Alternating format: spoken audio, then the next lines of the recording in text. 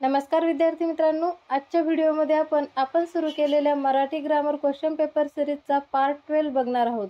तर विद्यार्थी मित्रांनो, तुम्ही जर आपल्या YouTube चॅनलवर नवीन असाल आणि अजूनही आपले या अगोदरचे व्हिडिओज बघितले नसतील तर त्याची लिंक डिस्क्रिप्शन बॉक्समध्ये दिलेली आहे।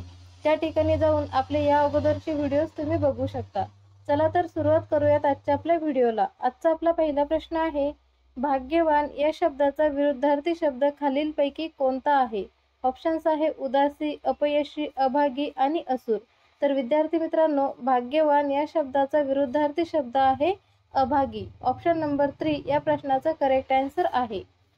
त्यानंतरचा दुसरा प्रश्न आहे, वाघ या शब्दाचा विरुद्धलिंगी शब्द ओळखा। ऑप्शन्स आहे वाघीण, वाघी, मुरळी आणि मुरळीण।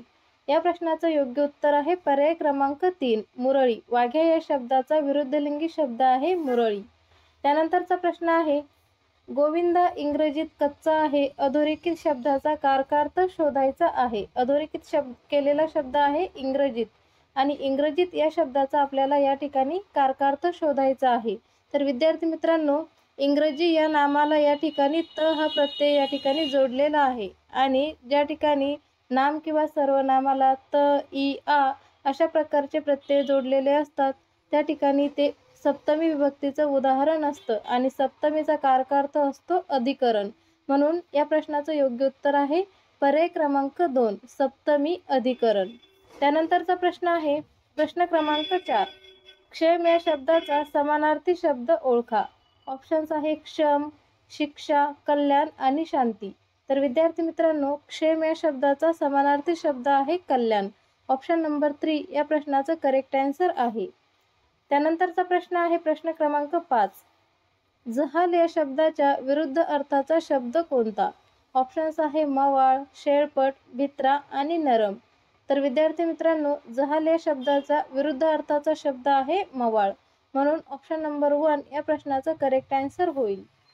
त्यानंतरचा प्रश्न आहे प्रश्न क्रमांक 6, सासू या शब्दाचे अनेक वचन करा। तर विद्यार्थी मित्रांनो, सासू या शब्दाचे अनेक वचन होईल सासवा। म्हणून पर्याय क्रमांक 2 या प्रश्नाचं योग्य उत्तर होईल। त्यानंतरचा प्रश्न आहे प्रश्न क्रमांक 7, बेसन घालणे म्हणजेच काय? तर बेसन घालणे म्हणजेच काय तर मर्यादा घालणे। ऑप्शन नंबर 3 या प्रश्नाचं करेक्ट आन्सर होईल।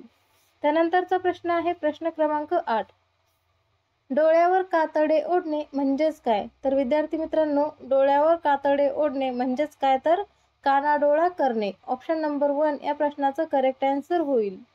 त्यानंतरचा प्रश्न आहे प्रश्न क्रमांक 9, कुंकू या शब्दाचे सामान्य रूप होताना त्यास कोणता प्रत्यय लागतो? तर विद्यार्थी मित्रांनो, या प्रश्नाचं योग्य उत्तर होईल ऑप्शन नंबर 3 कुंकवा। कुंकवा म्हणजेच काय तर ऑप्शन नंबर 3 या प्रश्नाचं करेक्ट आन्सर होईल। पुढचा प्रश्न आहे प्रश्न क्रमांक 10, लिंबू या शब्दाचा अनेकवचनी शब्द ओळखा। लिंबू या शब्दाचा अनेकवचनी शब्द आहे लिंबे। म्हणून ऑप्शन नंबर 1 या प्रश्नाचं करेक्ट आन्सर होईल। त्यानंतरचा प्रश्न आहे प्रश्न क्रमांक 11, खालील पर्यायांपैकी वेगळ्या अर्थाचा शब्द ओळखा। या ठिकाणी पर्याय दिलेले आहे आणि आपल्याला वेगळ्या अर्थाचा शब्द त्या ठिकाणी ओळखायचा आहे। पर्याय आहेत अनल, वन्नी, तुरुंग आणि पावक। तर विद्यार्थी मित्रांनो, या ठिकाणी वेगळ्या अर्थाचा शब्द आहे ऑप्शन नंबर 3 तुरुंग। कारण अनल, वन्नी आणि पावक या तीनही शब्दाचा एकच अर्थ होतो आणि तुरुंग हा शब्द वेगळा आहे या ठिकाणी। म्हणून ऑप्शन नंबर 3 या ठिकाणी आपल्या या प्रश्नाचं करेक्ट आन्सर होईल। त्यानंतरचा प्रश्न आहे प्रश्न क्रमांक 12, मी रस्त्यात पडलो अधोरेखित शब्दात सामान्य रूप कोणते आहे? या ठिकाणी रस्त्यात हा शब्द अधोरेखित केलेला आहे आणि या शब्दाचा आपल्याला सामान्य रूप ओळखायचा आहे। तर विद्यार्थी मित्रांनो, रस्त्यात या ठिकाणी या शब्दाचं सामान्य रूप होईल रस्त्या। म्हणून या प्रश्नाचं योग्य उत्तर होईल ऑप्शन नंबर 2 रस्त्या। त्यानंतर प्रश्न क्रमांक 13 आहे, गोंडी भाषेत झाडू या शब्दाला काय म्हणतात? तर विद्यार्थी मित्रांनो, गोंडी भाषेमध्ये झाडू या शब्दाला कसूर असे म्हणतात। म्हणून पर्याय क्रमांक 4 या प्रश्नाचं करेक्ट आन्सर होईल। प्रश्न क्रमांक 14 आहे, धांदरट धनश्री धावताना धपकन पडली। या वाक्यातील क्रियाविशेषण ओळखा। या वाक्यामधील क्रियाविशेषण आपल्याला या ठिकाणी ओळखायचं आहे। तर विद्यार्थी मित्रांनो, क्रियाविशेषण म्हणजेच काय, तर क्रियापदाबद्दल अधिक माहिती सांगणाऱ्या शब्दाला आपण क्रियाविशेषण असे म्हणत असतो. या ठिकाणी धनश्री पडलेली आहे, पण ती धपकन पडलेली आहे. धपकन हा शब्द क्रियापदाबद्दल अधिक माहिती सांगत आहे, म्हणून धपकन हा या ठिकाणी काय होईल, क्रियाविशेषण होईल. म्हणून या प्रश्नाचा करेक्ट आन्सर होईल ऑप्शन नंबर 4. त्यानंतरचा प्रश्न आहे प्रश्न क्रमांक 15. ने एशी हे कोणत्या विभक्ती प्रत्ययाचे प्रत्यय आहेत? ऑप्शन्स आहे प्रथमा, द्वितीय, तृतीय आणि चतुर्थी.